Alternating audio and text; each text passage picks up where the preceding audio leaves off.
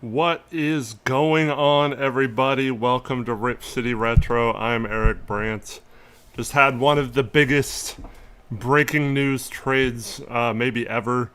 Uh, Giannis is officially going to the Miami Heat, and little disappointed. Not necessarily that he went to Miami, just I think the fallout from it is going to be weird. I do think it's going to limit what they can do in terms of getting a big player this offseason. Now, there was a rumor today that the Blazers will now shift their focus to Anthony Davis. We'll talk about that later. We've already talked about that a little bit before, but I, other than Milwaukee wanting to do what they felt would be favor to Giannis for all his 13 years of service and winning them a championship. Other than that, I have no idea why they accepted this package over Boston's package. Shams reported that Boston offered Jaylen Brown and 2 firsts. I think with what they could have gotten flipping Jaylen Brown, that package would have been way better. But I understand if some of you actually think that some of the younger players they got from Miami were worth it. So maybe it ends up being good for them. Also, if you've ever done like a mock off season or anything like that, current picks seem to carry a lot more value than they probably should. Just people like drafting, you fall in love with prospects. And a team like Milwaukee, who was drafting 10th already, has obviously done workouts for a bunch of these players that they would consider taking at 10. And so if there's 2 guys they really like, now they have the 13th pick. And it seems like they kind of valued having a second lottery pick in this draft. And by all reports, it sounds like Nate Ament is going to be one of those people they pick. I think that's a bad pick for them, I guess. But it does have a boom or bust potential, which if you're Milwaukee, I guess should be your plan right now is to just go for upside with those picks. But man, I really don't like this package going back to Milwaukee. But man, congrats to the Miami Heat. They finally pull off a big trade and land a big star. I'm assuming Giannis will re-sign there. And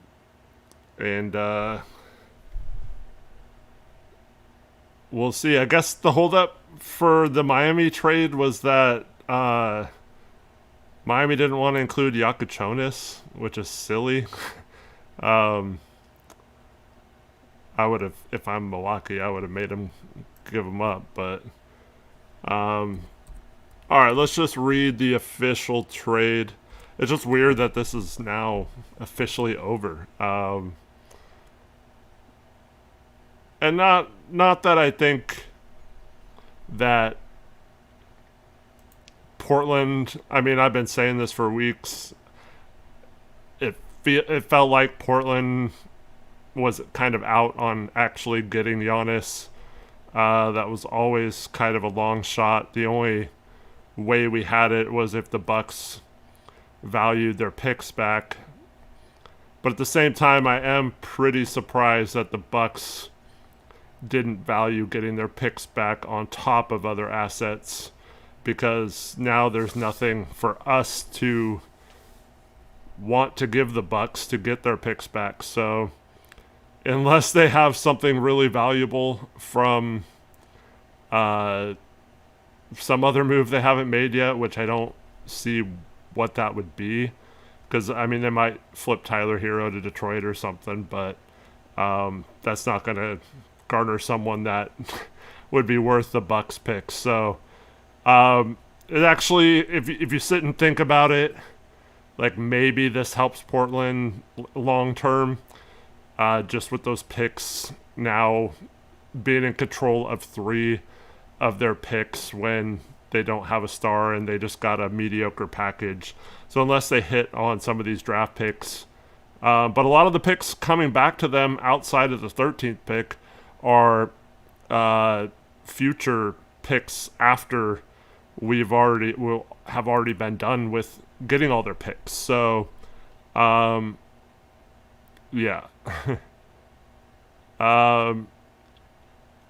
So Shams tweeted about 40 minutes ago, Blockbuster, the Milwaukee Bucks are trading franchise icon Giannis Antetokounmpo and Bobby Portis to the Miami Heat. Oh, I guess Giannis was in the deal. I saw something that said that the Heat wanted to keep him, but I didn't notice that until now. Trying to go live so fast. Tyler Hero, Khalil Ware, Jaime Jaquez Jr., Kasparis Giannis, 3 first-round picks, 1 pick swap, and 1 second-rounder. Yeah, doesn't really... I don't know. Yeah. They got Portis thrown in. I think that was a good move to get Portis thrown in there. I would have maybe tried to get some shooting like AJ Green, but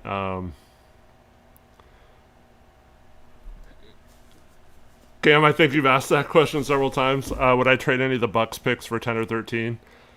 Personally, depending on who's on the board, I might consider it, especially with the new draft rules, unknown where those picks will be, especially if they're really bad and then don't, or their picks end up higher prior. I don't know.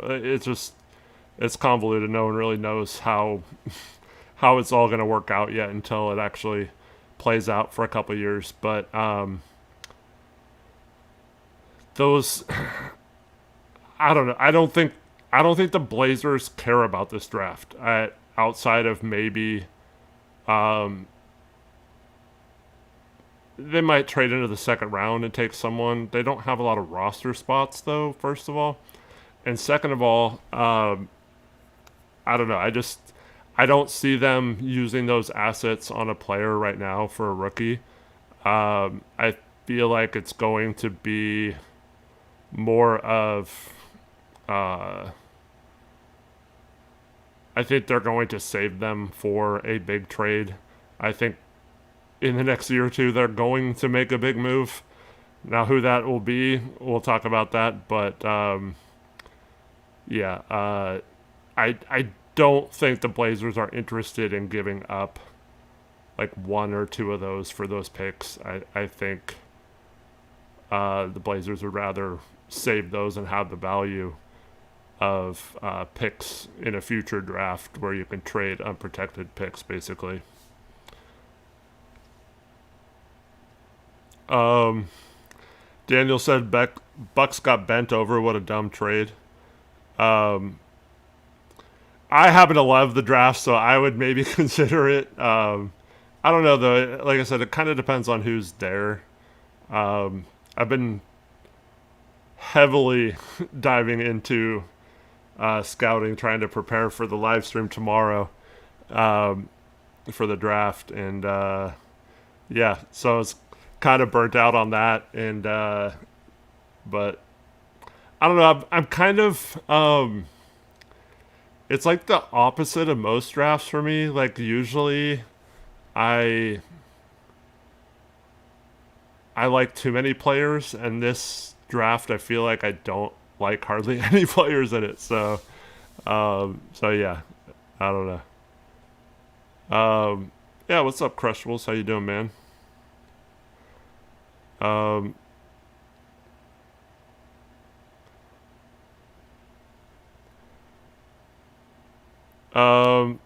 I'll answer that. I've answered that question before, Brian, but I'll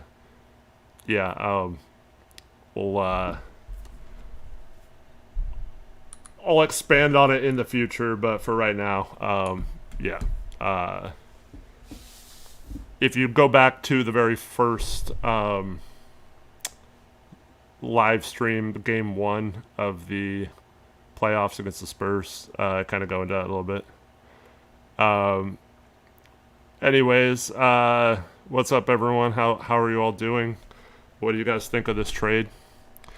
Am I going to be our head coach? No, Ryan, I am not. I am not qualified at all to be a head coach. I like to analyze and break down coaching decisions and stuff like that, but that's the extent. I do not have what it takes to be an NBA head coach. I would love to be like an assistant or a video coordinator or something, but yeah, no way I could be the head guy. What's up, Brendan? What's up, Aromancer? How is everyone? Alex, how you doing? How much for me to be Doug Fur? I would be scared being in that costume, but yeah. It sounds like they're going to get rid of Douglas Fur anyway. So now the question is, from the Blazers' perspective, can they get a deal done with Boston directly if they still want Jaylen Brown? And I don't know. It sounds like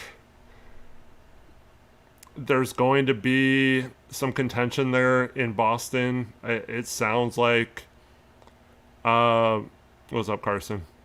It sounds like they're probably going to have to either do something to kind of ease the tension there, or they might have to trade him.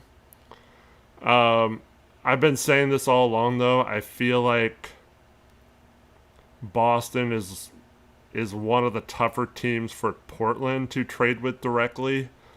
I feel like a lot of what Portland can offer is more for a rebuilding team, and I don't think that Boston is necessarily trying to rebuild. And so I don't know if there's like a third team with a star player that we wouldn't want to just trade for ourselves, but that Boston might be willing to go after. But man, I feel like, Scoot and Sharp right now don't make a ton of sense on their roster. And, if they trade Derek White, I guess they have room for some guards, because Pritchard would be one of the last guards standing. But I don't know, man. I don't see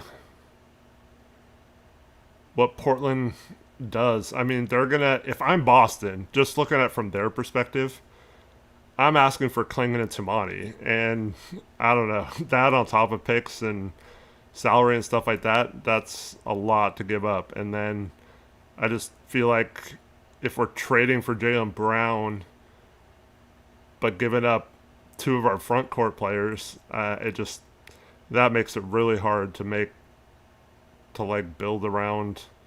I'm pretty sure we would not trade Klingon. So maybe they compromise and it's Tamani and more picks or something, but I don't know if Boston really wants, other than if they have another trade lined up, I don't know if they necessarily want like the same type of package that Milwaukee would have wanted. But that's not to say the picks don't have value.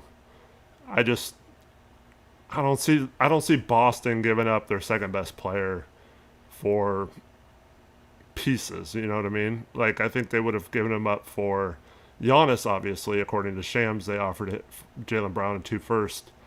But it just doesn't seem like the type of team that wants that situation. So Cam says, unless you bring in AD to replace Klingon. So, I mean, we've talked about AD a lot on this channel. I do not see a way for the Blazers to trade for AD without it being an overpay. He makes too much, and I feel like anything you give up that the Wizards are going to want for him, just matching his salary is tough and I don't like those packages you'd have to give up. I don't feel like they should give up either Scoot or Sharp on top of picks in that trade. So uh, I don't understand how we're going to get Anthony Davis. Now, maybe Portland feels differently. Maybe they still feel Anthony Davis is a star. And then coming out today that Anthony Davis wants a max contract extension on top of being traded. Man, that's just crazy. And then to see Trae Young's contract, I cannot believe the Wizards did that. I understand they have cap room and had cap to spend, but I don't get it, man. Trae Young's value had taken a hit. He should not have demanded that type of contract anymore. So it's pretty crazy that he got that amount. But yeah, so I don't know. Maybe they find a way to get Anthony Davis. It feels to me this is what happened with the Anthony Davis things, with the rumors. So Portland obviously offered a trade to Dallas. It was rumored to be Jeremy, a first, and expiring contracts, which probably meant one or both of Matisse Thybulle and Rob Williams. So that was at the deadline. Dallas chose to trade with Washington because Washington was offering more contract relief, more cap relief, and then Jeremy had 2 years still left on his deal, so Dallas would have gotten stuck with Jeremy's contract in that trade, and so they took a different deal with Washington, and so what I think is happening is people see that, and then they see that Anthony Davis is potentially available. They know Portland's trying to swing for a big-time player. So I think it's just people connecting the dots on... I feel like they're just guessing kind of that Portland would still be interested after having interest a few months ago. Whereas the contracts, like we've been talking about on this channel, they don't line up. The contracts don't make sense for a trade between those two teams for that particular player. Now, if Anthony Davis was healthier and, you could guarantee he was a somewhat better version of himself, I think then that might have some legs to it. But I would be surprised. I think it might still happen just because it feels like also Portland needs to make a move, and the more things they miss out on, like being a part of this, even as a facilitator, this Giannis trade, they were obviously left out, and the Bucks picks were not used in this. So as long as they keep striking out on bigger trades, it feels like the pressure is going to mount on Joe Cronin to make a big move. And certainly, I guess, Anthony Davis, bringing him in would, at least until the regular season starts, buy Joe some time for trading for a prior All-NBA type player, a top 10 player back in his prime. So, yeah. I could see Portland doing it just out of desperation, but I don't know, man. Burberry Prince has a really good point. Rich Paul is also known to get his stars to teams who will pay them, and he seems to have a great relationship with Dundon after they had that interview. He also has a great relationship with Portland in general because Portland has paid, whether that's Nurkic, whether it's Jeremy Grant, Chauncey Billups got an extension. He was a Clutch client.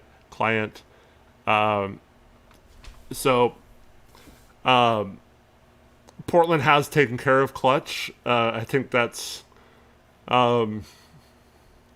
whether those particular contracts were good or not, that's up for discussion. But they have definitely been in good standing with Clutch, which is one of the most important agencies to deal with, obviously, in the NBA. So I could definitely see that being the case, to where Portland is willing to pay him where a lot of other teams aren't. But once again, I come back to who are the Blazers giving up that A, Washington would want, and B, that makes sense to match salary in a trade for him. So I don't know. That can all be true. Portland could want Anthony Davis. Clutch could want Anthony Davis to be here, but that still doesn't, in my mind, compute to how they're going to match that salary. So I don't know. And so Chase, what's up? He says Sharp and Grant for Anthony Davis. Yeah, I mean, I think Portland maybe does that, but why would Washington do that? I think they can get better players. I mean, they just drafted Trey Johnson last year. They just signed Trae Young to a big contract. They have Keyshawn George. They have a bunch of wings now. I don't know. I don't see them valuing Sharp that much. I mean, maybe they like Sharp. But yeah, I don't know. And then, yeah, I don't know who else. Yeah, Sharp is still a young guy with potential for sure. It's just they have that particular team, the Wizards, has, what, 7 of those guys, 8 of those guys on their roster. So I don't see how... I don't see them giving up Anthony Davis for another young guy with potential unless he's like a guy they don't have or need they don't have positionally or role that needs to be filled on that roster. Like, they're still kind of thin up front in terms of big men, especially it seems like they're going to take either Peterson or DeMonsa tomorrow, so they don't really, other than Sarr, don't have a lot of front court depth, especially they're trading Anthony Davis now. So I definitely could see them trading Anthony Davis for the right combination of young players with potential, but I don't know if Sharp is that guy. I mean, and I'll say the same thing with Scoot. I mean, maybe they value Scoot over Bub as their kind of point guard of the future, but Scoot has 1 year left on his deal. Trae Young's now signed for 4 years. And so, yeah, I don't know where that leaves them. I mean, if the Blazers, maybe they package Jeremy, and that's the other thing. 2 years left on his deal. I don't really see Washington wanting Jeremy either. So maybe there's another team, but so Brendan says 3-team trade with Portland, Boston, and Washington. But who's going to Washington then in that deal, and who's going? Like, what? So Anthony Davis is going to Boston, or what? See what I mean? I don't understand who's. If we're trying to get players, if we're trying to get Anthony Davis or Jaylen Brown, I don't see how we could get both, and then I don't understand how that would work, the trade. I don't see who's going where. And Boston's been very... I mean, maybe they take a swing for Anthony Davis, but they've been very... I mean, short of Giannis, or a top 5 player, obviously, I think it's different. But I don't know. I don't know what Boston. I don't think they would want that type of salary for a player who hardly ever plays. I mean, they went through that with Porzingis. They missed Tatum for most of last year. I don't know. I don't know if Boston values him that much. You'd still have to give up a bunch on top of whatever they got. I don't know, man. And then I still don't see Washington wanting Jeremy either. So, Michael, what's up? He says maybe we could go after Kawhi. Yeah, Shams listed him as a player that could get traded this offseason. And we still don't know what's going to happen with the investigation. But I am of the belief that people just put him on lists because they think he's going to be available. But I don't think Steve Ballmer is the type that wants to trade good players for like younger players or rebuilding players. I don't think Ballmer will ever be that kind of guy. Now maybe if he's forced into it, like they're having a bad season and Kawhi is on an expiring deal or something, maybe. But that would also kind of surprise me if they hit the reset button with their arena being fairly new still. And all that. Yeah, Julius Randle got traded tonight. The Wolves just flat out salary dump Randle, and all they have to do is move down 5 spots in the draft to do so. So if you're just trying to clear salary, that definitely was a way to do it. But I am kind of surprised that they just gave away a starter on a team that's had some decent playoff success. I mean, they lost to the Spurs this year, but the year before, I mean, you lose to the Thunder in the Western Conference Finals. Yeah, and then the Bulls basically get Claxton for nothing. I kind of like that for the Bulls. They've needed some front court depth, so.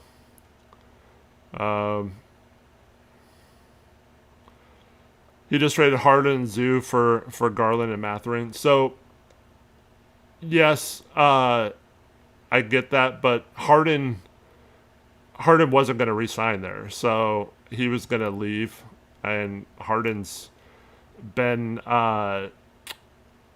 well-traveled in the last few years. He wears out his welcome or wants to leave situations really fast. Kind of similar to Kevin Durant, and so I don't think Harden was staying around, and they had a chance to get an all-star on for him, and not having to give up any picks.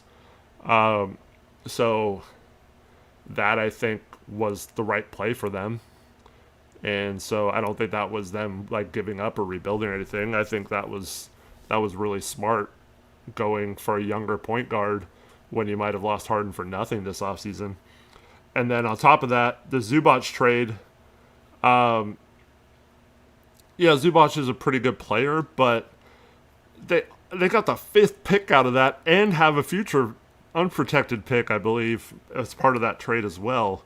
So maybe they trade Kawhi for unbelievable value like that, but I don't think they're looking to necessarily hit that rebuild button. I think, they're going to get some excitement from getting the 5th pick. That'll be a good player.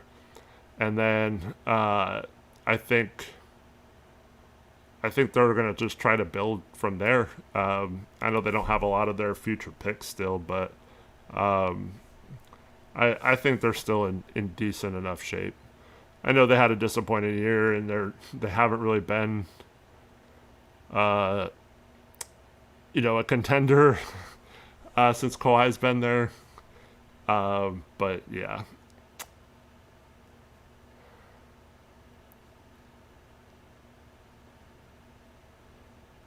Claxton don't make any sense for us if we're bringing back Rob Will.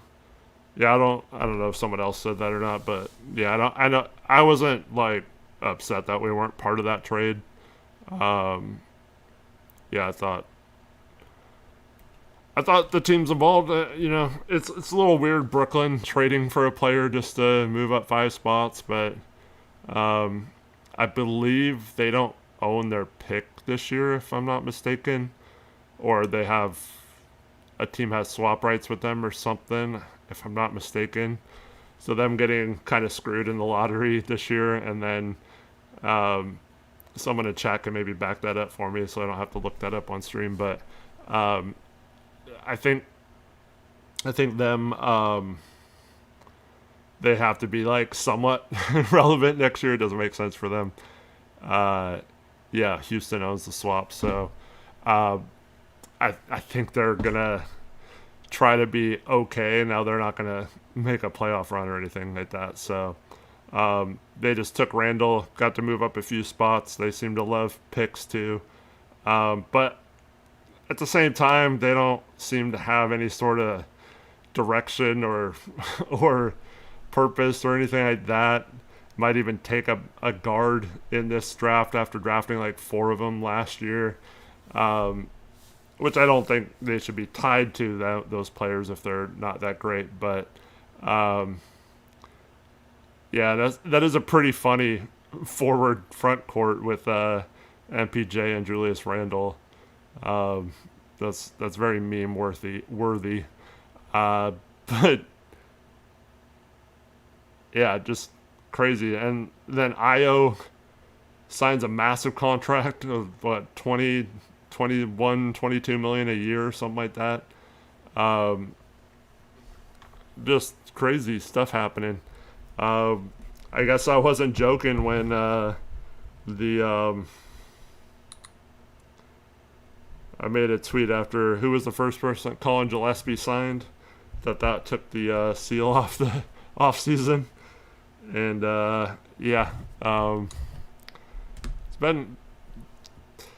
it was really slow happening, but a lot has happened right now. Here's the thing for the Blazers though. So I was thinking about this the other day.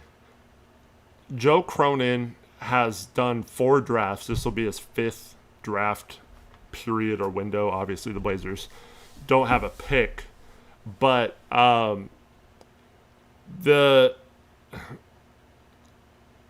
he's had 4 drafts prior to this one. So his first draft was 2022. He took Shaedon Sharpe.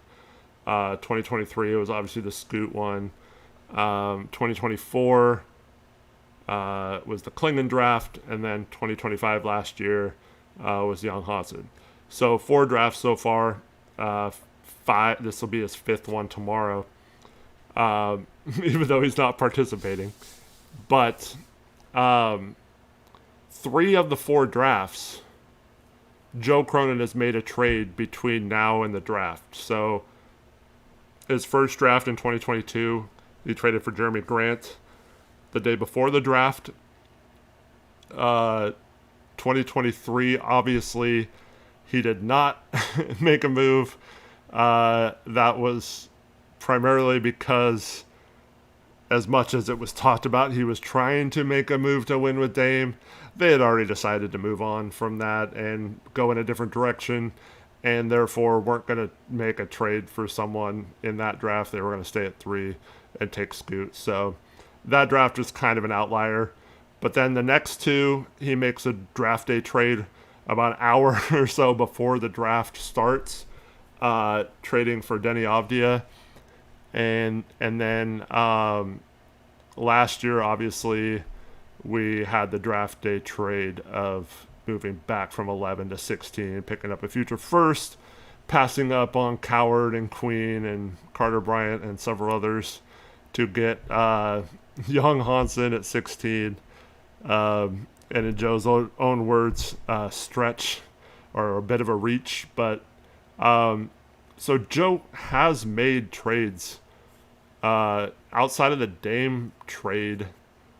Also last year, so right before the draft was the Dame not Dame, Anthony for Drew trade was announced right before the draft too, right? Or was that right before free agency? I think it was before the draft, right? Um, yeah, I don't remember when it was actually. I know it wasn't official until July, but I think they announced it um, prior to the draft. Um, just doing this all in my head, so maybe I'm off there, um, but yeah. So Joe has done most of his work around the draft time. So it would have been right in par for the course for him to have been involved with this type of trade or to make a big one for um, um, like a Jaylen Brown or something. But yeah, we'll see. The Blazers could do nothing tomorrow. They could wait until free agency and stuff like that to make moves. Obviously, players under contract, it doesn't have any kind of need to have a trade right now, especially for the Blazers not having picks in this draft. Whereas the Miami package, I'm assuming one of the first Boston was going to give Milwaukee was the 27th pick that they have.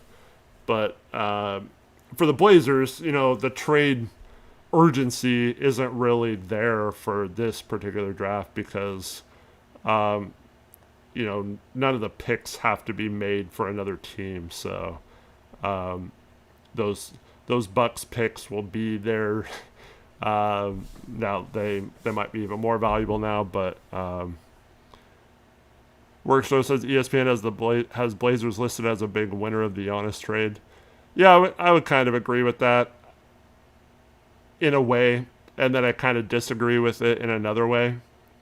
I do feel like Milwaukee trading with Boston was Portland's way to kind of not get Giannis, but also kind of salvage getting a big player and making a huge splash.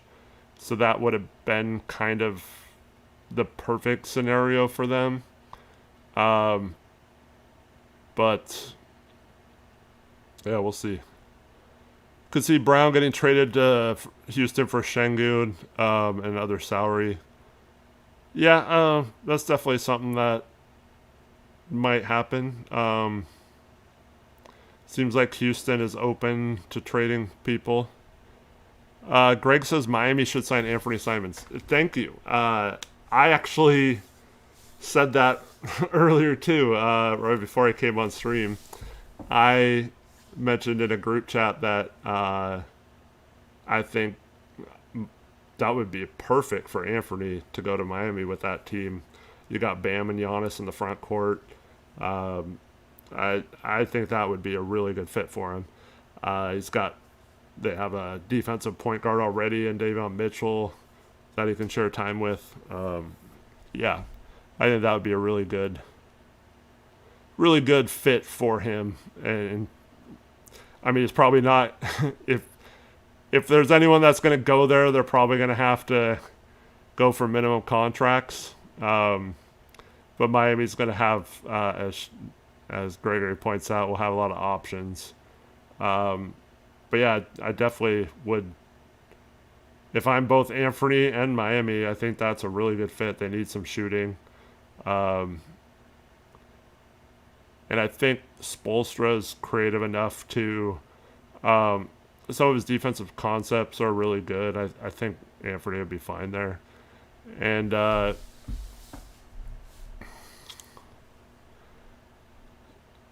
I mean, you could have said the same thing. Does he have the mentality to fit on a winning team with Boston? And they loved Anthony there. They didn't want to necessarily trade Anthony. They just wanted to try and make a move for a center and clear up their cap a little more. But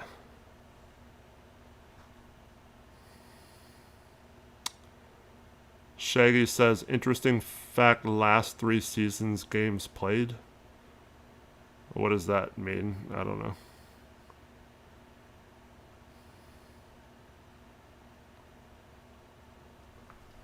Yeah. Anthony was actually back working out at Dame's house the other day. So he's back in the Portland area. I don't know if he's just hanging out with Dame or what, but um,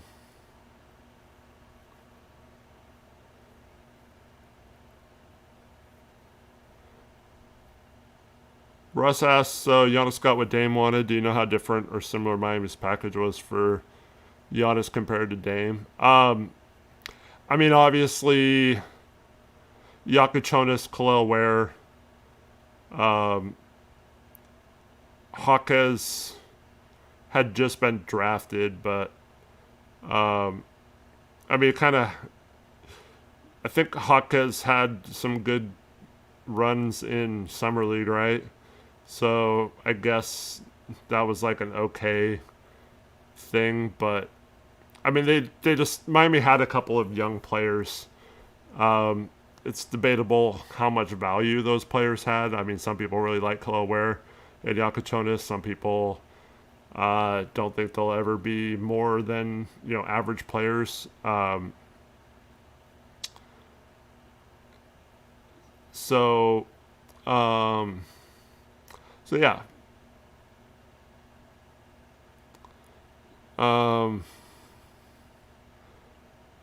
and then Miami had the difference was they had control over so they had the 13th pick that they could trade, which is obviously a little better than the rights to Jaime Jaquez. You didn't know how good he was at the time. And then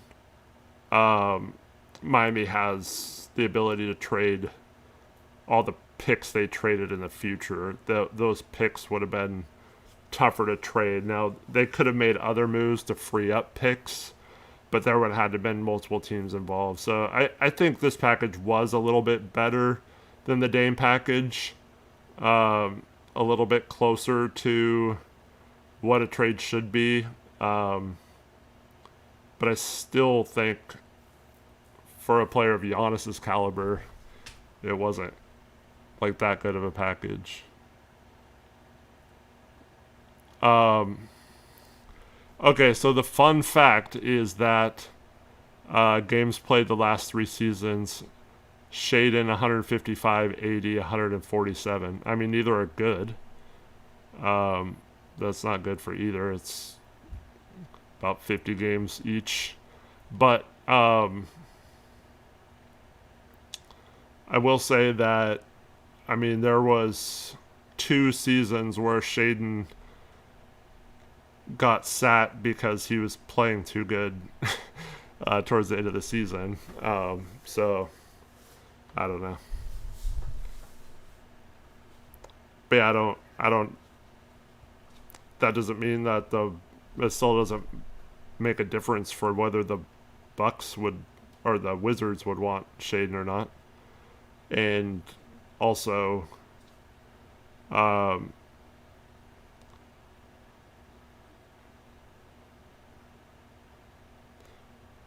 like just because someone on our team has been injured doesn't mean we should trade for a similarly injured person. So yeah, I don't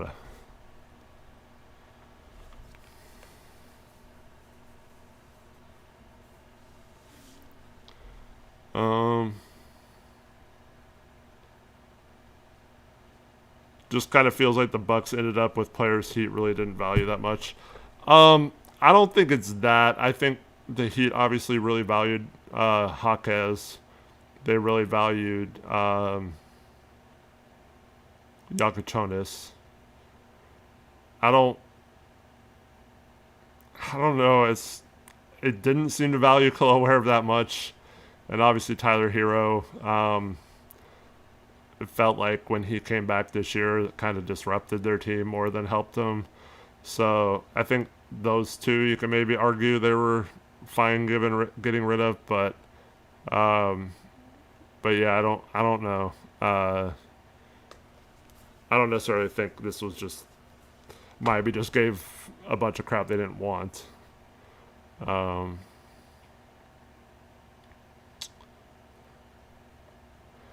Yeah, the other difference, as David you points out, is that Sharp is 10 years younger than Anthony Davis, so he still has time to get right. Whereas, I mean, older players don't just get healthier.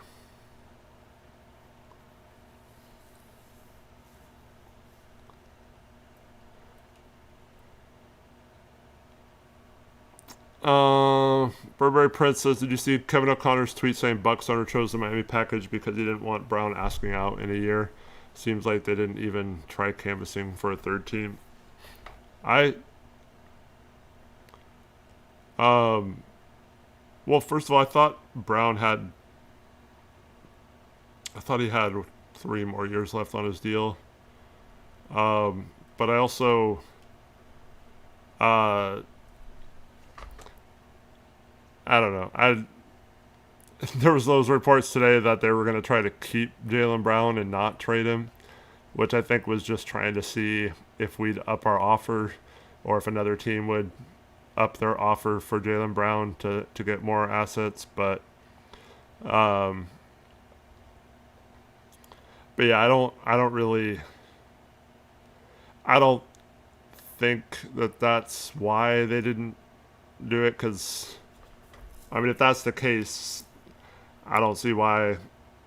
I mean, it's been rumored that Portland's been interested in Jaylen Brown, so I don't see why Portland wouldn't have given up the Bucks picks back. So why wouldn't you value getting your own picks back over a bunch of other players?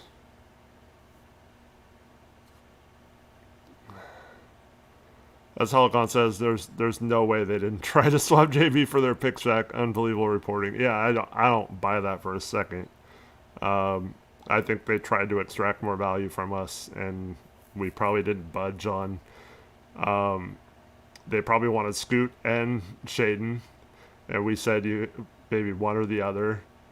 And they probably wanted more than the Bucks picks and the Orlando first, and we probably said no, that's our final offer or whatever. But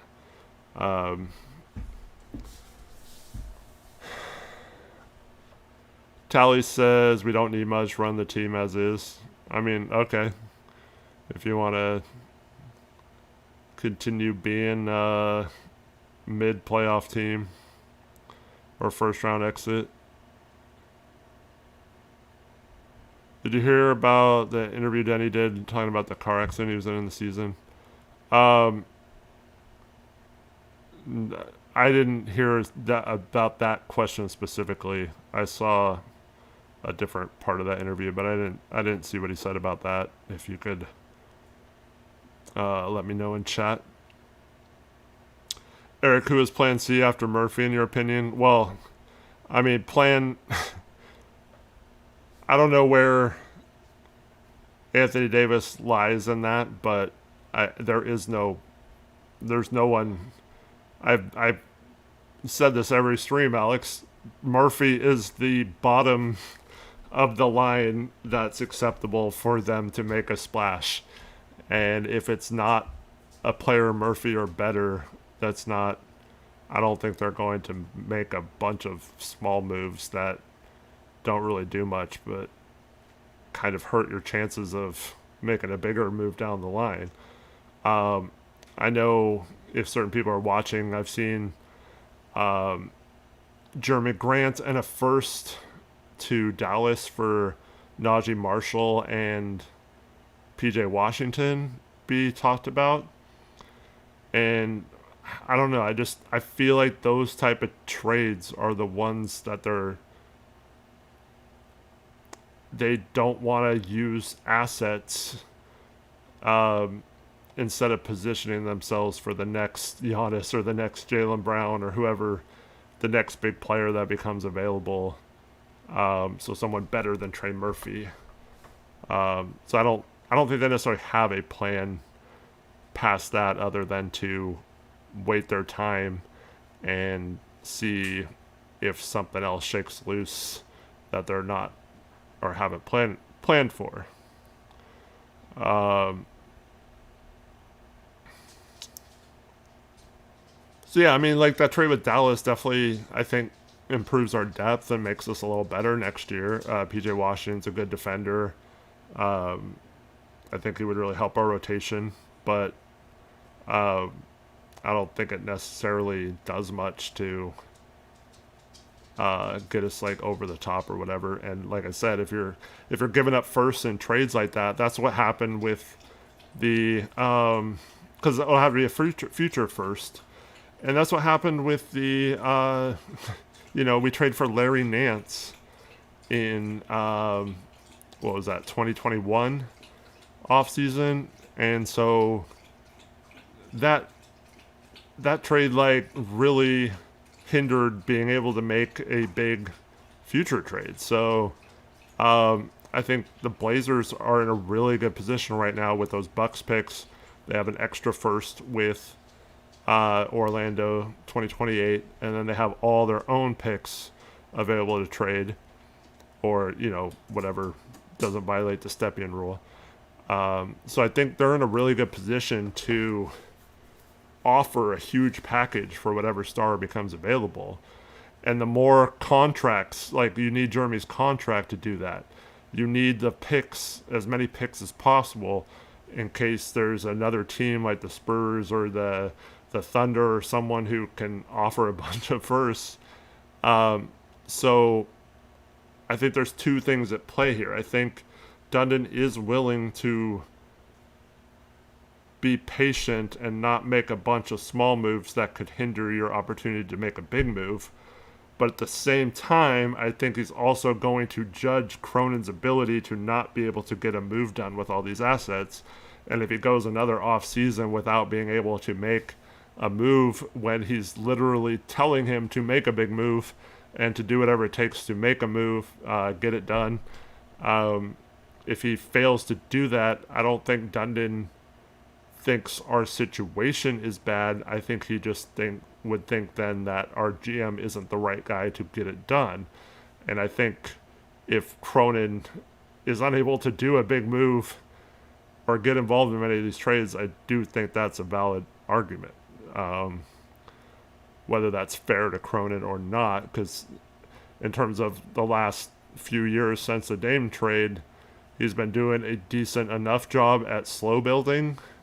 But the way our roster is kind of formed right now with Drew and Dame and stuff, I don't think they should really wait that long to try and at least give it one shot. And now they might not have a chance with OKC and San Antonio being in the same conference as them, but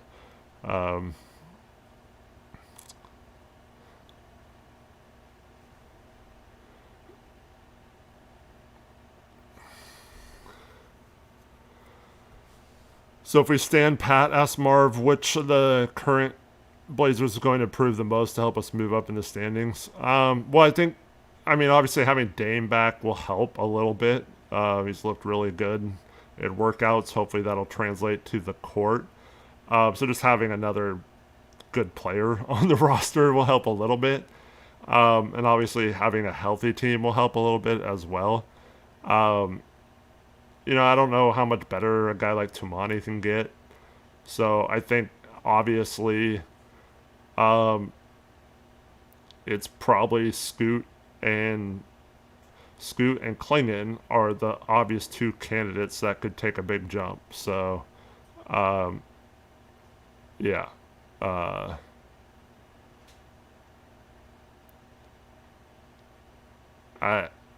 There isn't really much hope for anyone else. Like maybe Shea can figure things out. Just I don't know. Having Dame maybe that takes some pressure off him to be like a creator, and he can go back to being a slasher more. Maybe a new coach, whoever the frick that is. We're the only team without a coach right now. Maybe a new coach finds a way to get him going off ball a little bit. So maybe he has a jump there, but did I go away? What just happened? Can you guys still see me?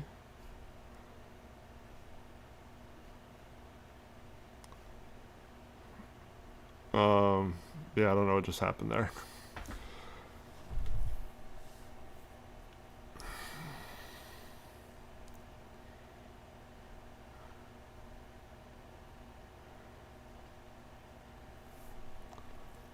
Matt says maybe insert coach here will um, inject some enthusiasm in him. Yeah, that's the hope. Now, another out of left field hire, Dusty May leaving Michigan after a year. There's some rumors there might have been some sanctions for improper transfer portal use or something. Um, but I was surprised that this late in the process, Dusty May left Michigan after winning a title last year. But he just left, and that leaves us as the only team without a coach. And Mike Nori was a finalist for both us and Dallas. So obviously he didn't get that job. So maybe that's where they turn. Now that the Jaylen Brown part of a Giannis trade isn't happening, I don't know where that leaves Tyler Lashbrook. And then it was mentioned that they were going to go after or interview Chris Gent with an assistant for New York. So maybe they open it back up for another search and all that stuff. I've said this before for those that haven't watched me over here on this new channel. I'm actually, and this might surprise some people, it doesn't really bother me that, it doesn't bother me at all that this is taking so long. I don't know why, but, I mean, they don't have a draft pick. They don't really have a reason to need a coach immediately. So, I mean, their summer league team's going to be all, I mean, maybe Young Hansen plays, maybe, you got Caleb Love and some other players, but it's not going to be like this huge who's who of players because they don't really have a lot of young guys that are summer league type players. And so, I really don't feel the need for them to rush and sign someone anytime soon. I mean, obviously you don't want to wait too long, but I don't think that this is some big travesty that they don't have a coach yet. They don't have a pick in the draft, so you don't really need his input there. And even if you did, I don't know how much a brand new coach should have input over your established scouting and GM already. And then, maybe by free agency, if you make a big trade, that could be dependent on who your coach is. But you could also, once you figure out and make moves and know what your roster is going to be, then maybe it's easier to find a coach that comes in and interviews and tells you what he wants to do with the players on your roster versus hiring a coach and filling out your roster to try to match what they want, which is what they've been doing with Chauncey the last few years. So maybe it is better to just acquire as much talent as possible and then interview coaches based on how they would use the talent on the team and then hire the one that you think is the most adept at bringing out the most of your roster. I have no issue with that. So, but yeah. I know a lot of people are going to heavily disagree with that. I still see Portland media talking about even if they hire the best coach ever, this has still been a monumental failure that Dundon can never recover from, basically. But I just, what does it matter? They don't get a special award or more wins next season if they hire a coach before everyone else, or if they don't get punished for being the last team to not have a coach. So I don't really think it matters that much, but yeah. Yep. Um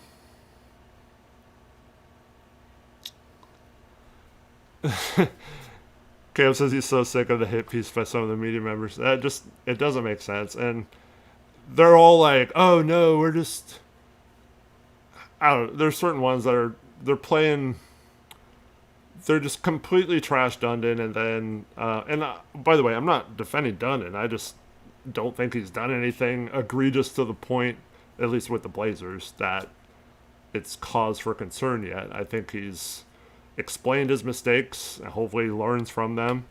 But I don't think there's anything catastrophic like the media portrays.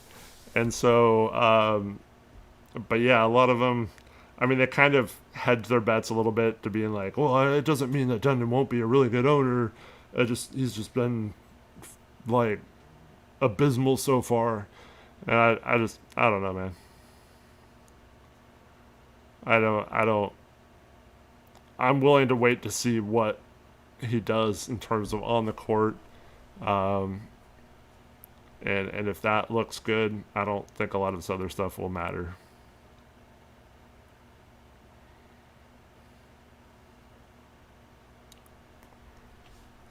Greg says he thinks Evan Turner would be a great coach. He's got a great basketball IQ. Maybe. He was an assistant with Boston for like a year, right? And then he, for some reason, stopped. I don't know why that was, but I don't really. I want a young, energetic coach for the most part. I mean, you can be older and energetic too, so don't get me wrong. But um, I don't know. I kind of at the same time I don't want someone who would be literally picking up off the street that doesn't have like a offensive system or a defensive scheme that he's known for or something like that or some sort of thing. To me, if you're going to hire someone like that, you might as well just hire Jared Dudley or someone who's actually been an assistant longer and is well respected. So, but yeah, I don't know. I don't really want to just go for someone with just because we know him and he's a former Blazer or something. But yeah, if you want to fill out your assistant coaching staff with people like that, that'd be fine as well. Um, yeah. What else happened today? I feel like I'm missing another trade or something that happened, but obviously Phoenix got us started with the Colin Gillespie and Jordan Goodwin extensions or re-signings. Yeah, Randall got traded for nothing. I already talked about that earlier. Um,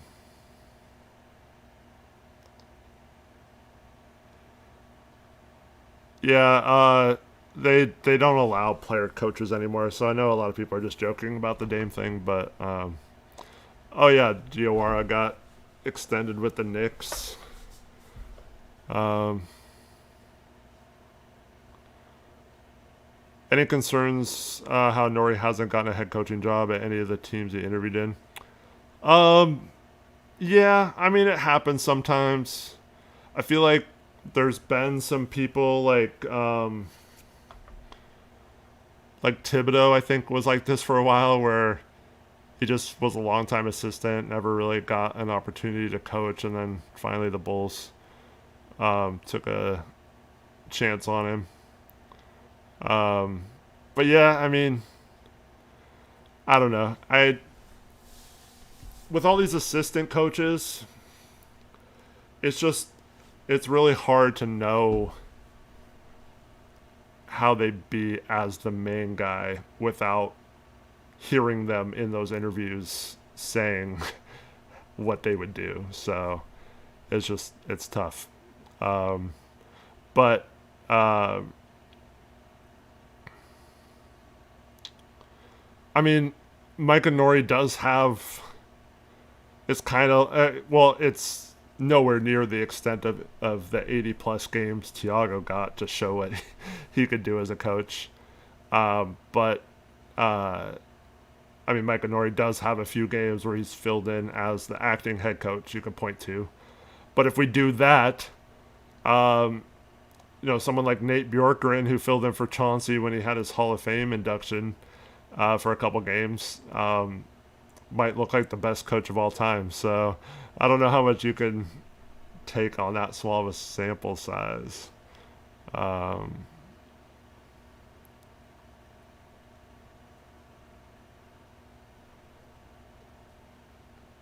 I completely agree, Shaggy. That's if we just sign Dame back to just here's a little bit better team than you had before.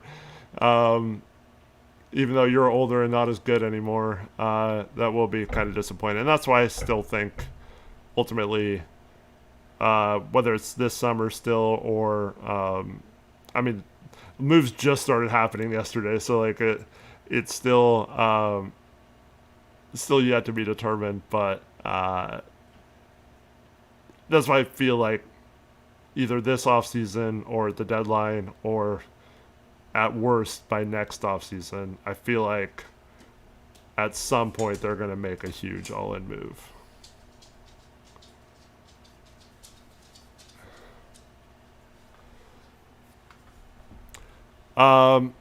Nate Bjorkgren is definitely not the best coach of all time in Insidious because he got a chance to coach the Pacers for one season and was one of the worst coaches of all time that season. Everyone hated him. They basically, Indiana had no choice but to fire him. So, yeah. Workshow says, I like AO and glad he got paid. I was really sad we didn't trade for him. Now that I see his new contract, I don't feel so bad. Yeah. Yeah, I mean, I don't think we could have afforded to pay that.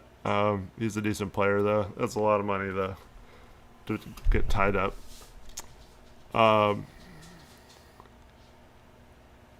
Alex says, is Jovic a negative value right now? I mean, I think that's a pretty obvious yes. He's the negative value. I don't think Milwaukee wanted any part of him in the trade, and that's why he's still in Miami Heat. So, that's definitely. I mean, he had a really bad year last year after showing a little bit of promise the year before. Not a ton, but seemed like he was on the come up a little bit, but definitely fell off and was not good this last year.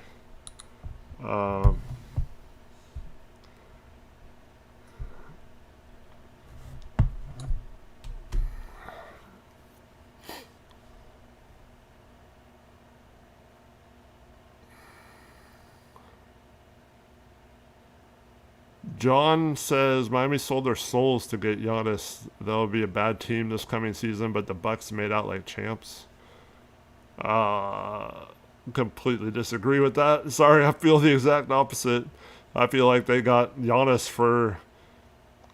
I mean, it wasn't quite Luka Doncic, I guess, but I mean that's about as cheap as you can get a top 10 player.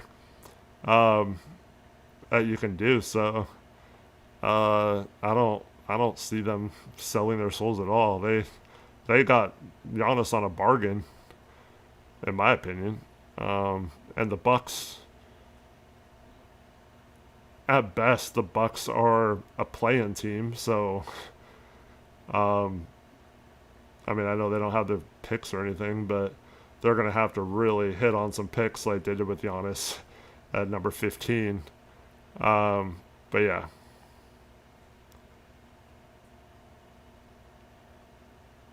Tristan asked, do you think Brown being offered from the Celtics confirms Portland could have gotten him if they wanted him? I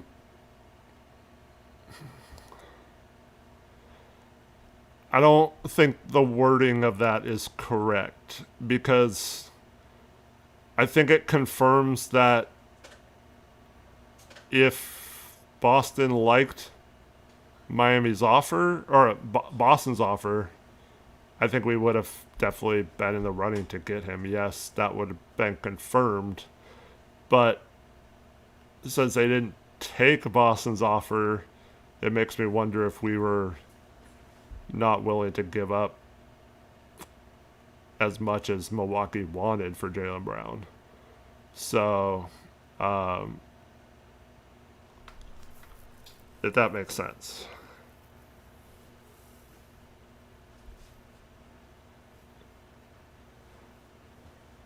Yeah, see, the fact that they didn't make that trade with Boston, it just makes me feel like, because if Boston was offering 2 firsts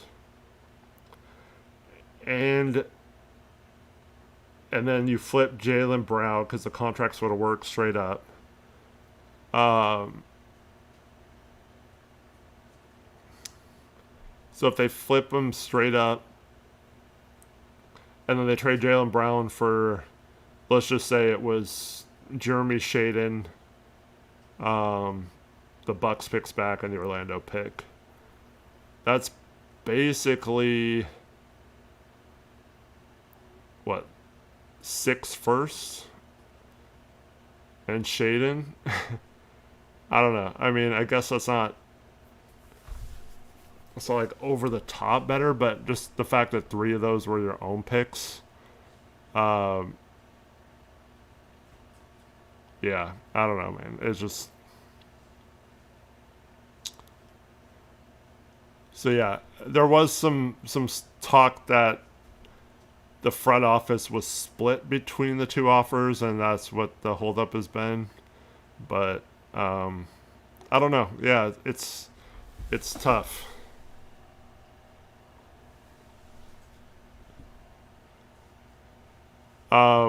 But I don't think that's necessarily true, Tristan. I think maybe. Well, the thing that's always, what have I always said about if the Bucks accepted Miami's offer? It would have been the same thing if Portland accepted Miami's offer for Dame. It's, part of it is they wanted to do right by Giannis, it seems like. And if Giannis wanted Miami, the owner very well, it might not have been that the owner wanted what Miami had to offer over what Boston was offering. It could have very well been that the owner wanted to do something nice for Giannis on his way out and get him to where he was going. And if they thought the offers were fairly comparable, I think ultimately the owner has that decision and said, you know what, Giannis, you can pick or whatever. And if he wanted Miami, I don't. I mean, it kind of sucks if your organization makes decisions that way, but it's also the right thing to do. So I'm torn on that. Like I said, I felt like the same thing with Dame. I felt like since we were the ones who chose Scoot Henderson and wanted to go a little younger and rebuild, I felt like we kind of owed it to Dame and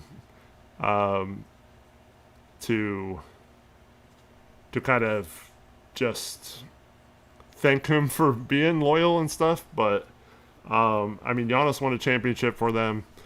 If they want to reward him for his loyalty for 13 years, I don't think it's like that egregious that he traded him to Miami. But that very well could have played a part of this.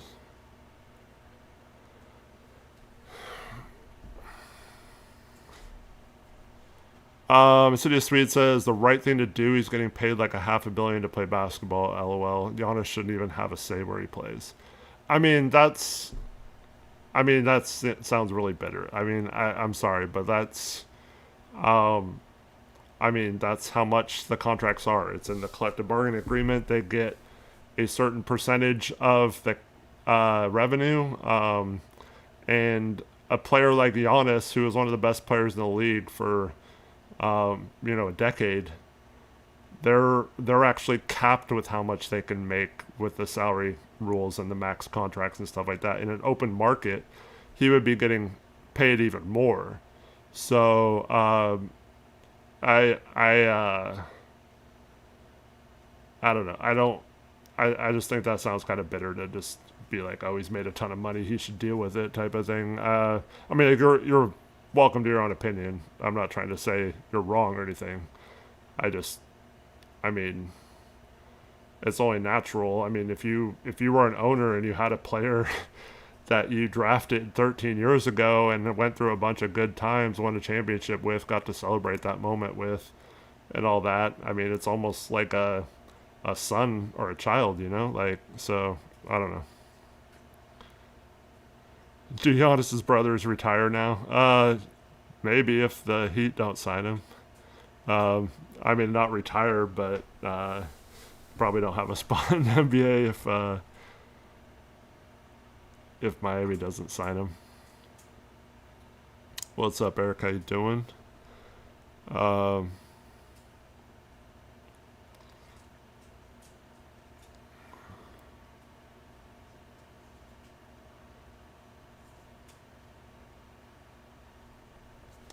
I gotta look this up.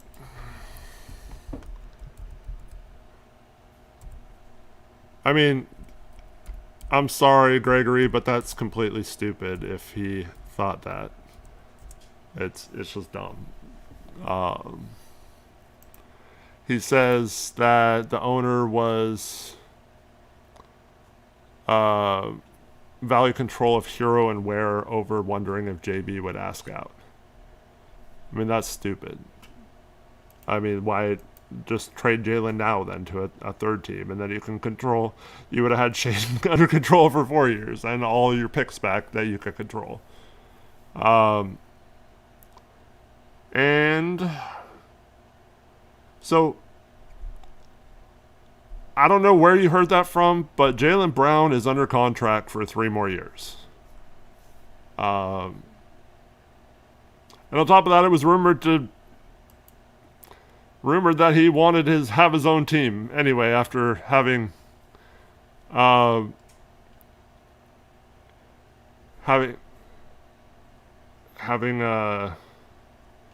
on the ESPN article. I don't care if it was on the ESPN article. How is he going to ask or opt out after 1 year, and if he's under contract for 3 years, and they have him because he's under contract for 3 years? That makes his contract not a rental or anything, so he would have trade value. There was a lot of teams. Atlanta. That was the other trade. Atlanta got Aaron Wiggins for basically nothing. But Atlanta, New Orleans, they might have even been able to get the 5th pick for Jaylen Brown. So yeah, I don't care if it's in the ESPN article, whoever's writing that. See, I believe that's just...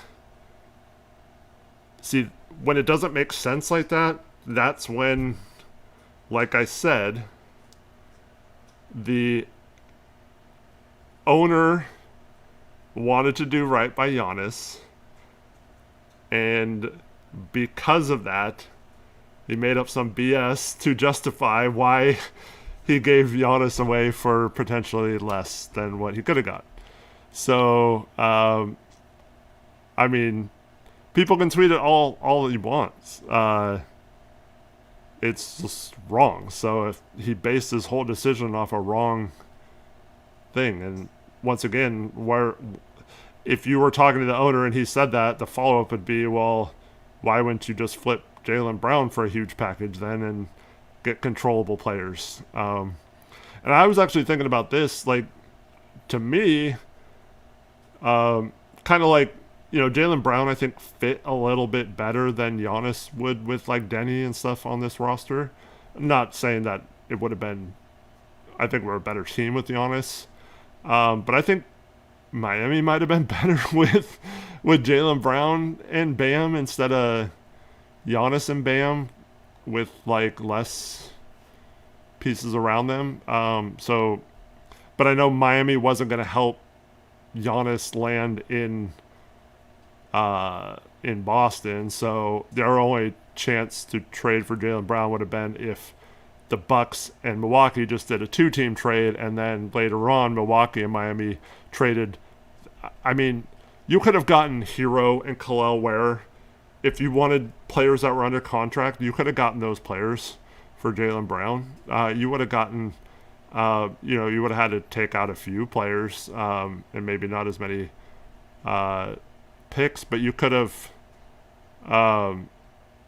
yeah.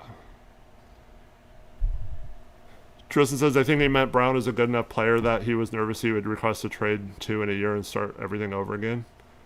They're starting over anyway. Why would they be worried about waiting a year? Why were they keeping Jaylen Brown? They shouldn't have been concerned about keeping Jaylen Brown. That makes no sense, Tristan. I'm sorry.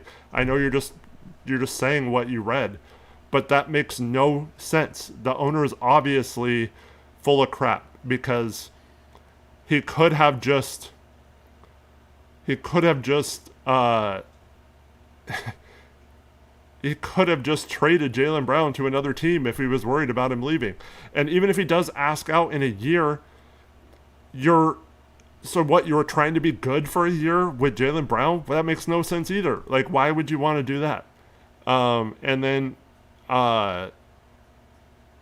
even if he did ask out in a year, let's just say you wanted to be good and then you realized in a year that you weren't and he asked out, he'd still have 2 years left on his deal. You could still get a ton for him. It's not like Giannis where you get a little bit lowballed because he only has 1 year and he's threatening to not sign extensions with people. So it does not make sense. The owner is lying or he's completely ignorant to the situation because no matter how you spin it, it does not make sense, his argument. Shady says, why would Boston do that? I'm saying if Boston did Jaylen Brown and 2 firsts for Giannis straight up, and then Milwaukee turned around like a week from now and then traded Jaylen Brown to Miami.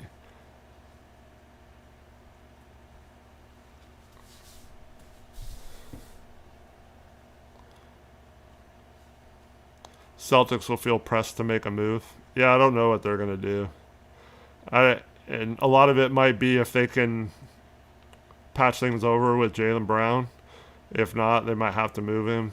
I talked about at the beginning of the show. I don't know if a lot of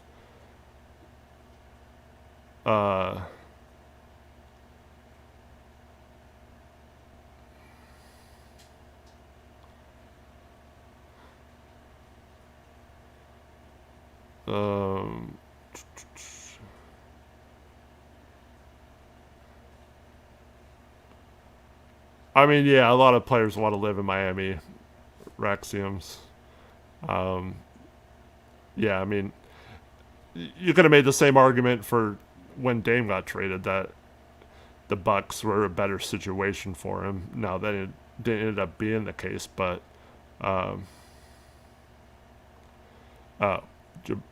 JB for Kawhi. Yeah, that doesn't make sense. Yeah.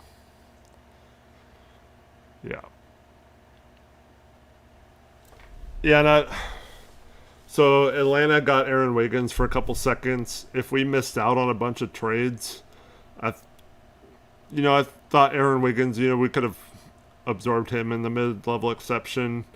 I felt like he would have been a better backup than Chris Murray or City Sissoko those minutes.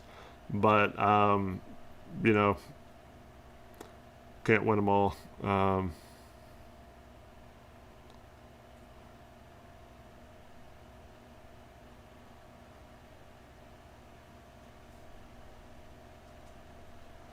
Marv says it's too bad there are not more teams looking for a coach would make it easier. Then we could wait till all the other even remotely qualified guys are taken and we could just take who's left standing. Well, isn't that what's happening? That's literally what happened now, right? We waited till all the other teams had coaches and then there was like 6 of them that were available or that had positions open. Yeah, Giannis has been hanging out in Miami a lot lately.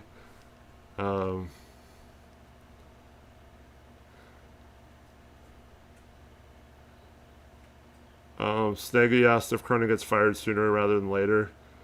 I don't think he gets fired until, at the earliest, I think, the end of the offseason.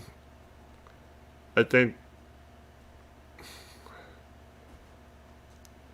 if they don't make a move, like a huge move, either now or at the deadline, I think he's gone for sure next offseason.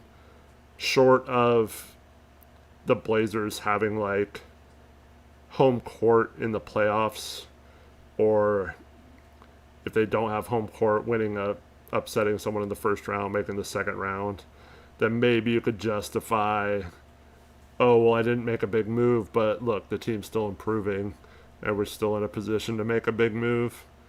I think maybe you do that, but if he doesn't make a move and the Blazers are a first round exit again next year, I don't see any way he survives till next offseason.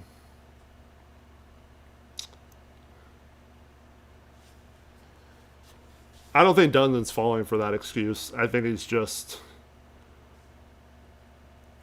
I don't know. I think,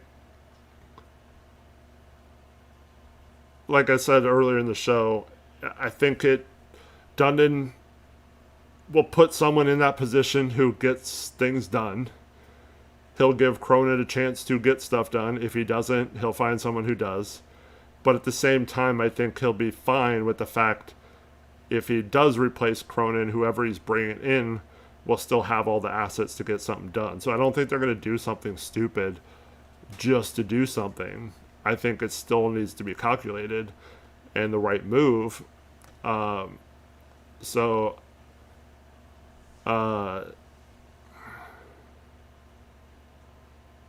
yeah, I don't see a world where they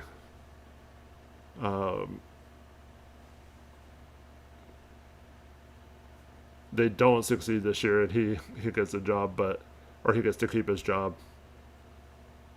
But yeah, it's tough. I don't know. Dundon does not seem like he'll be happy with a team or with a GM that constantly comes super close to trades but never actually makes one. Yeah.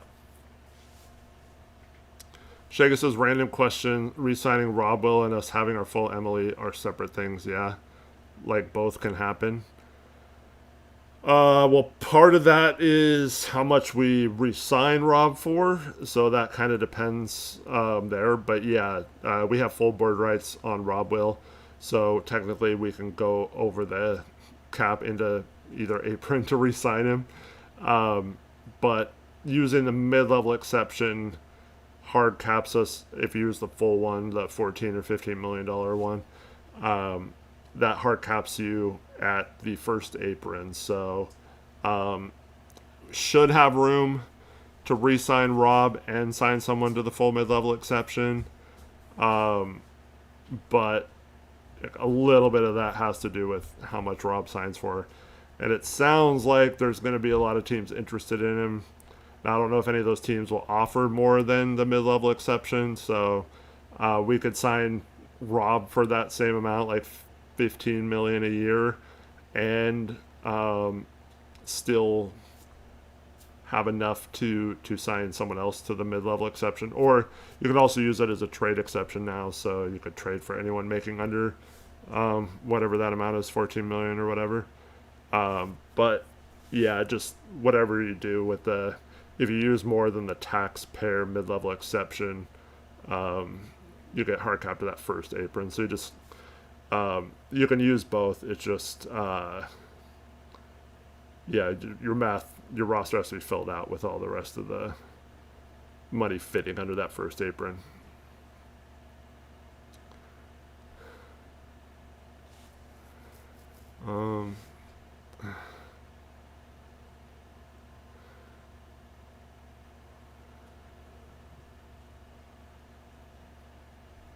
Why wait for the last coaching candidates available? I think in this case, there wasn't a lot of guys that got hired. I mean, I guess you could argue Tiago.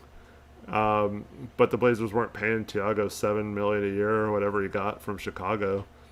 So um, I think you can make the argument the reason for waiting is none of the guys you want have been swooped up yet. So I don't think waiting matters that much. I mean, feel free to disagree.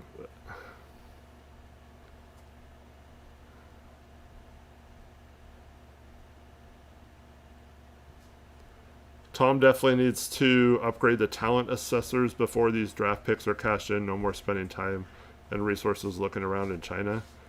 Oh man, I completely disagree. I think you should be looking everywhere and using resources all over the world. I mean, most of the,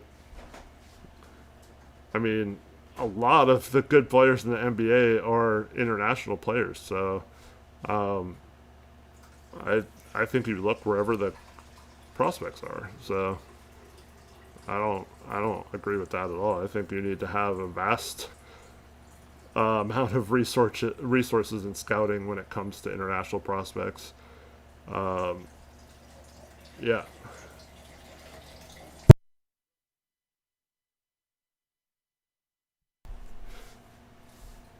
My son's filling a water bottle. It's not him peeing.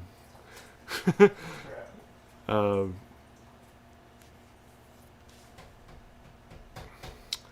Isaiah asked, do we move on to Trey Murphy then? If we do, I'd want to get Herb Jones with him.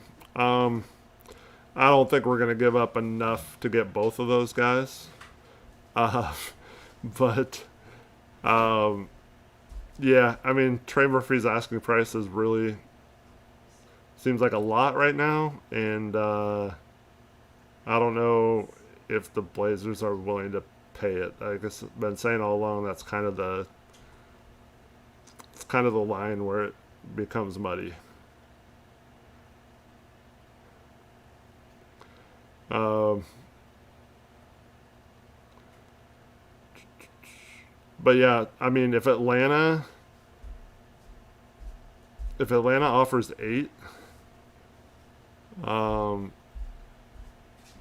I don't know how we match that. I think Trey Murphy's going to be a hawk. Um, I don't know if they will or not, but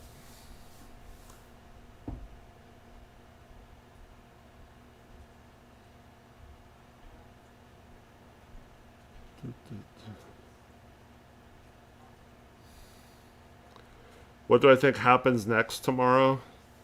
Um, oh, it's kind of weird because a lot of people were saying that this Giannis thing was holding up a lot of other moves, but then some moves started trickling in, and then that seemed to force a Giannis trade. But I don't know. I think I could definitely see that Trey Murphy to Atlanta trade going through. Um, and there might be some movement like around the draft board. Um, I expect another couple salary dump trades like Minnesota made today using some draft capital. Um, but I'm kind of thinking that tomorrow might be kind of anticlimactic with player trades at least. Um, yeah, but I mean Trey Murphy, I think. Oh, John Morant would be the other one. Yeah, I could definitely see him be a move tomorrow. Kyrie could still be moved tomorrow. Did Minnesota, or are they kind of opening up for a trade for him? And now they can offer, because that trade isn't official till July 6th. So a lot of times what happens now is like any move that any of the 3 teams involved, Brooklyn, Chicago, or Minnesota do now, they can like kind of lump them into this trade, as long as it doesn't make it invalid. So I could definitely see the Wolves parlaying this trade, and then they could just include a smaller salary like DiVincenzo or someone, and get a Kyrie or a John Morant. and then that provides a ton of salary relief for either Miami or Memphis or Dallas. Um, Kevin Durant's possibly. Kessler might be moved, but that wouldn't be tomorrow because he's going to be a restricted free agent on June 30th. So that would have to be a post new league year trade for Kessler. Yeah, so yeah, I guess there might. Yeah, Houston's a bit of a wild card. They could do something big, but um,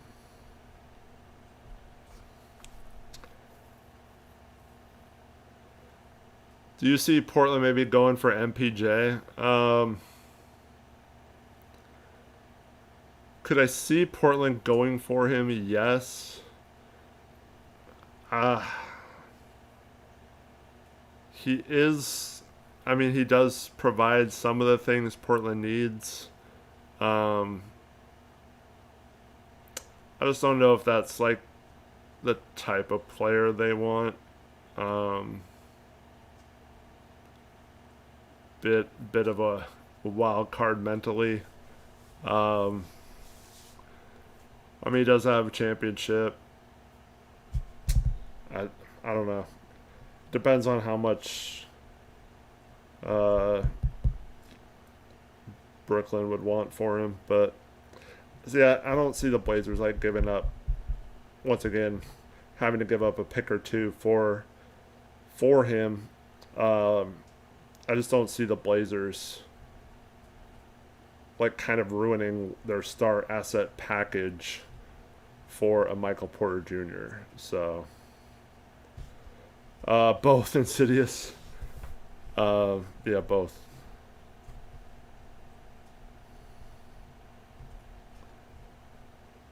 Grace says that you could see us giving the MLE to DeRozan. Man, I actually could see that too, but that's a horrible fit. We need the opposite of players like DeRozan. Um, yeah, I could definitely see the Blazers trying for something like that, but let's see what else. Man, it's just such a monumental trade. It feels so. I don't know what the right word is. It just seeing like the tweet, it doesn't seem big, but it like really is, you know. Maybe it's just because Giannis is a little older, but yeah. Rahi wants John Collins on the MLE. I know I've seen several people say that.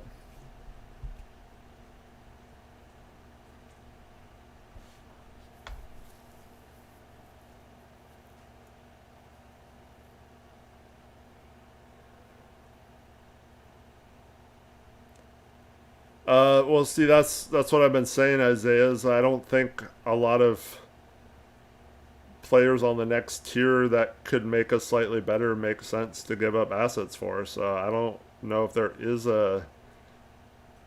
I don't think there is a tier they feel comfortable with after Jaylen Brown. Um,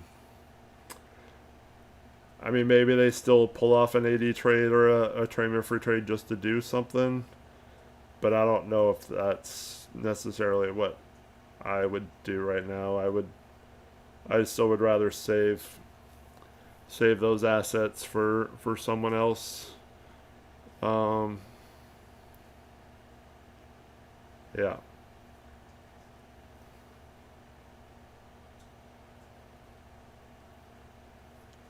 We just really need 3-point shooters. Yeah, I mean we do. Gus asked will Shaden be on the Blazers and starting next year? Um, I mean that depends. I think he's gone if we trade for Trey Murphy or Anthony Davis. Um, if he's on the roster, I no, I don't think he's starting. I think he's coming off the bench. Um, yeah, I think he's coming off the bench.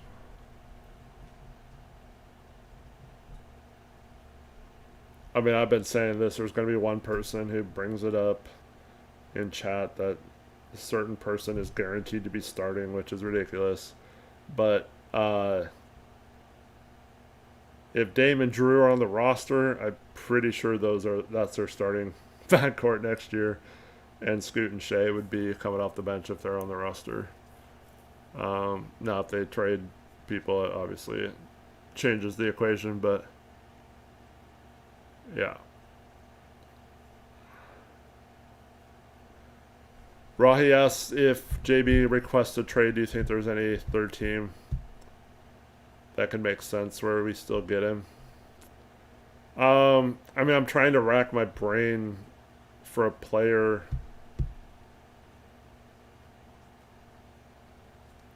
Because it doesn't really make sense for Boston to get.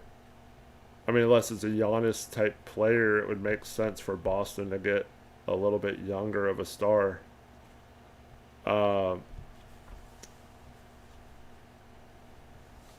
Man, I don't know. Do you have any? Do you have any ideas?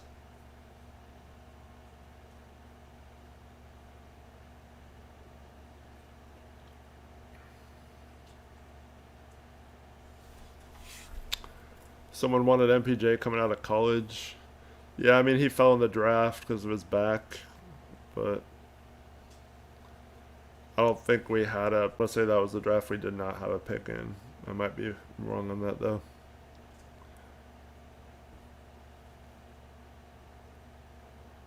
Yeah, Marv, I think that'll be our starting lineup without a huge move. Dame, Drew, Tamani, Denny, and Donovan. Booker and Brown. No, I don't like Booker and Brown's fit. Also, um, if Boston's keeping Booker, I don't. I mean, if Phoenix is keeping Booker, I don't think they have enough to trade. They don't have hardly any picks. They don't have anything that Boston would want then.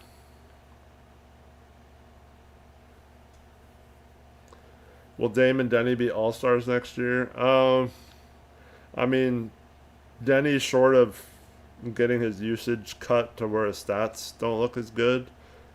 I mean, he should still be right there as a fringe all star. Um, I'd be surprised if Dame was so good he was like an all star level player still. Um, so yeah, if I had to guess, I would lean towards us maybe only having one All Star again next year.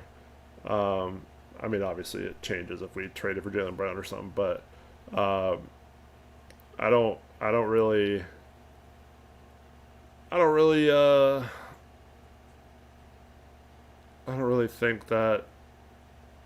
I mean, I once again, I'd love for Dame to be an All Star again and look so good, but um, I think we got to kind of limit his minutes and his role a little bit just to make sure at his age he's coming back from that Achilles okay. I thought it was good that he sat out the whole year as much as I wanted to see him play at the end of the year. But yeah.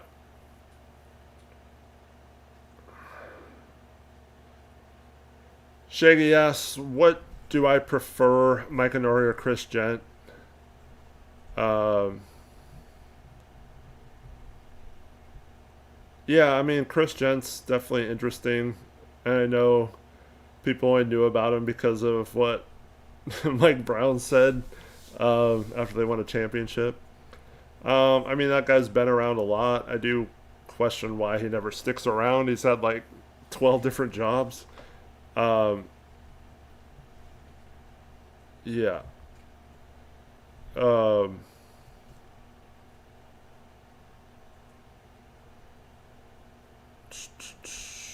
but, I mean, he seems like a good coach. It's just hard to know, like I've said all along, how those guys would do as the alpha versus the second in command, until they're actually in it.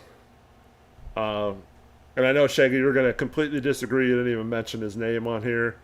But I'm out of those two and Tyler Lashbrook, I'm fine with like a complete unknown that's going to come in and just work his tail off. I mean, I'm sure all three of those guys would work their tail off, so there's no problems there. But um, I think someone who's been an assistant for a few years, as long as they have some experience, I don't mind that they don't have. Um, I don't mind that they have a bit of a learning curve. I think you hire a good staff, and I think by the end of, I mean, if you can coach, you can coach. So it's just a matter of if the players respect you. So as long as you gain the players' respect, um, and maybe Lashbrook would have been a little better if we got people familiar with him like Jaylen Brown. Um, but yeah, I mean, I don't really think without seeing them as the main guy, I don't know if there's that big of a difference, or I'm going to be that upset over any one of the three, or if they find a completely different one as well. But yeah, I don't really have a huge preference. I really, I just want someone that's going to come in with some new ideas, isn't afraid to throw different things out there to see what works, to try different things, to be unpredictable. Someone who will install a game plan, but if it's not working, be adaptable to mix it up and try other things. Um, I think that's important. Whereas a lot of these older retread coaches that have had jobs before, and this is what happened with Stotts, in my opinion. It's just like your way works for a while, and it's so good, and then you refuse to like ever think that it couldn't work, or you need to fix it or change it at all. So I just want someone who will go down fighting with the ship if things aren't going well, instead of just like, oh well, we tried, didn't work out. So yeah, I don't really have a good read on which of those three would be better. I know Shaggy, you're very opinionated against one of them, but I think all three would come in with a fresh attitude and work tirelessly to try and succeed after finally getting the opportunity to do so.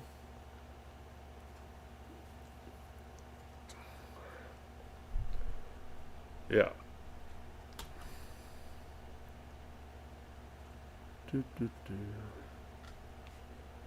So Ben had a good suggestion, and that's Laurie Markkinen or Jaren Jackson Jr. to Boston, uh, JB to PDX, and then yeah, Laurie, that's interesting. He might. I feel like that's a little duplicative with Tatum. Him and Tatum, I don't know if that's a great fit, but yeah, that's closer to the type of trade it would have to be. Um, I don't know what Boston thinks of Markkinen, but I think that would maybe have some legs depending on. Um, we probably have to give or Utah a lot of picks, but I could definitely see Utah being interested in those Bucks picks just from a building asset position. But yeah, I don't know. But yeah, that's probably the closest to a trade I could see happening that's been suggested. Um, I don't even like know who else would be a good person to trade.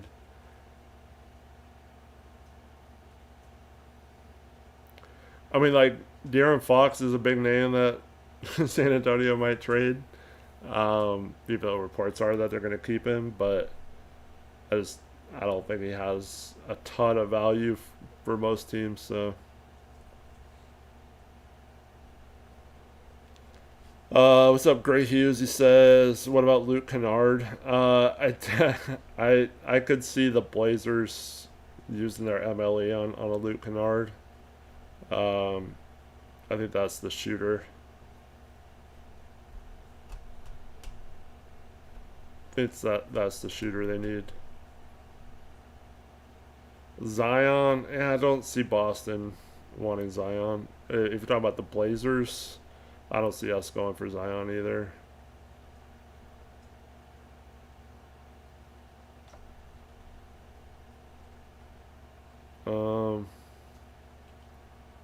But yeah, I mean, crazy that Giannis has finally traded. This saga. It's finally over. It's been dragging on for a while. Never officially requested a trade, but yeah, it's kind of sad that he didn't finish his career in Milwaukee, but they've also done a horrible job of building around him the last couple of years. Would have been interesting to see if they did what the Pacers did this year and just sucked for a year, kept Dame on ice, and then made a bunch of moves to be better this year. But I thought the Kuzma trade was horrible. I thought the Miles Turner signing was kind of a bad move. Yeah, so I I don't like what they've been doing. Obviously they traded Drew to get Dame, but yeah, losing him kind of hurt their team a little bit too. Um, yeah, I just haven't liked what they've done, but in another world they would have made slightly better moves, I think, and kept Giannis around longer. But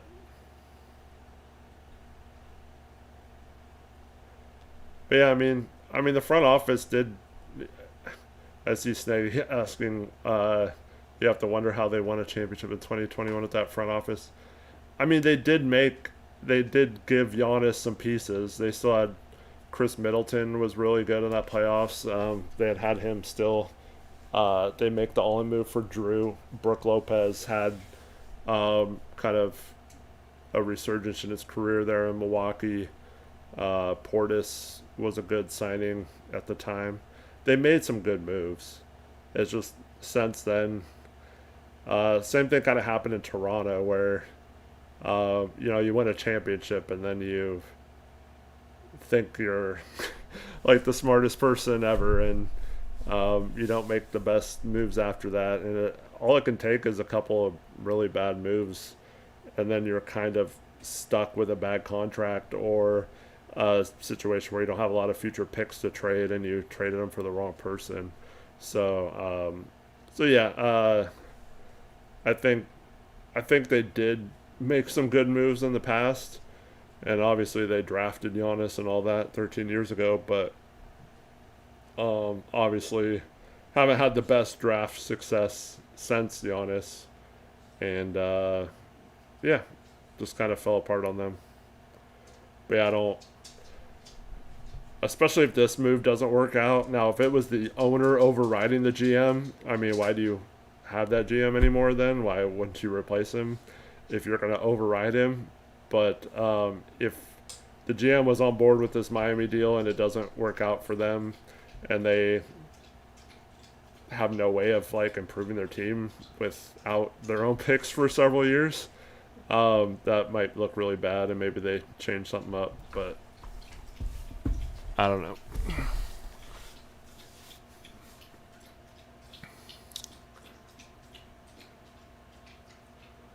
Brandon says Miles Turner gives Toronto vibes to me. I think they should trade Miles Turner. I don't know where they'll trade him to, but I definitely think they should.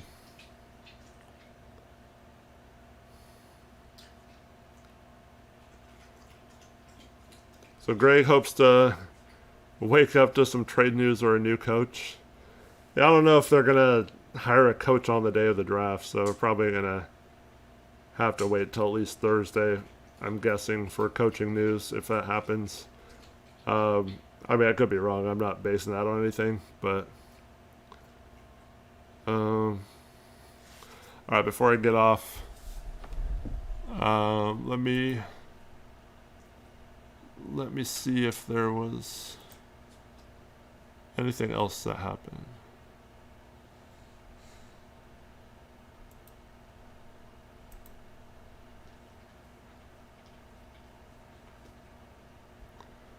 Um, duh, duh, duh.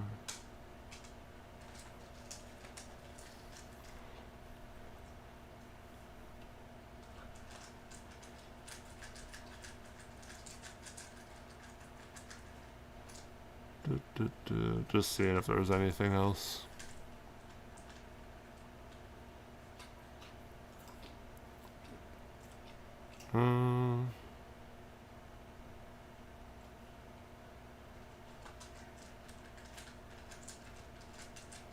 Yeah, I don't really see much. Don't really see much else. Let's check.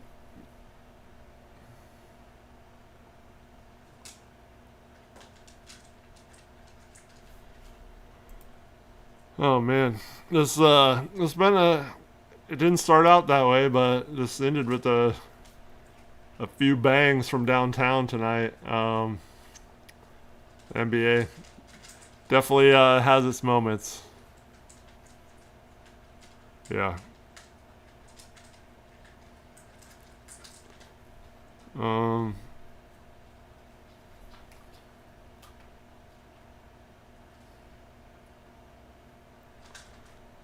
So Shaggy says, if we hired Lashbrook, I would support him, and I hope he is good, but it's just a huge leap for a team trying to win. We need the experience. I don't see Dundon paying what it would take to get vet assistants cost more. Yeah, I mean, that might be the case. But I also think Dundon, I mean, he hired someone who with no coaching experience, a former player. I don't think Lashbrook's a former player, at least at the NBA level, but... and I agree that he's not the type to spend a ton on assistants. But I think I don't know. I have the feeling Dundon wants someone that no one believes in or has heard of, so he can look like a genius when it like he did with Carolina. So it feels to me, if I had to like guess a profile, someone like Lashbrook would be perfect for Dundon. Just someone who, like, everyone's like, who? And then he comes in and leads us. But also, like, we don't know what happened in the interviews. I mean, he could have blown them away with schemes and what he would do with our personnel, and like, oh, I'd put Shaden in this position and Denny could do this, and this is how I want to run a defense and stuff like that. And you know, if he ends up not being good, I know it sucks to like burn a year or whatever, but you could always I mean, if you're paying him a very minimal contract, you could always find someone different next year. But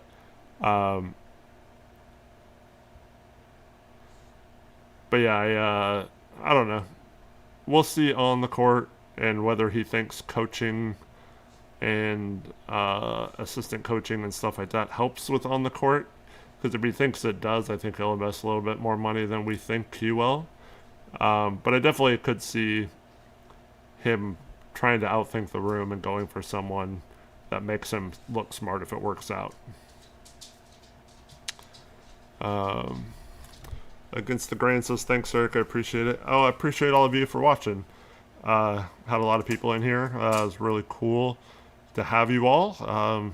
Really excited about the draft tomorrow.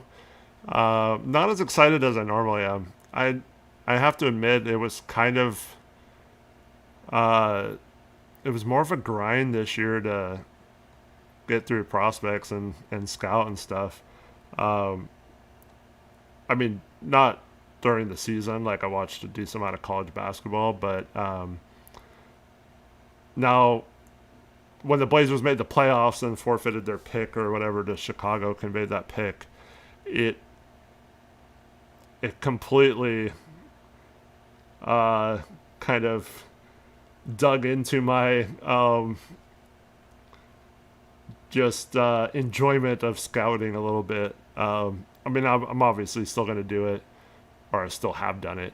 Got caught up with a lot of games that I record games on my DVR throughout the season of all the prospects that I want to watch. I like watching full games and kind of doing my own scouting report. And then once I've done that, then I like seeing what other people say about them and looking at other boards and things like that.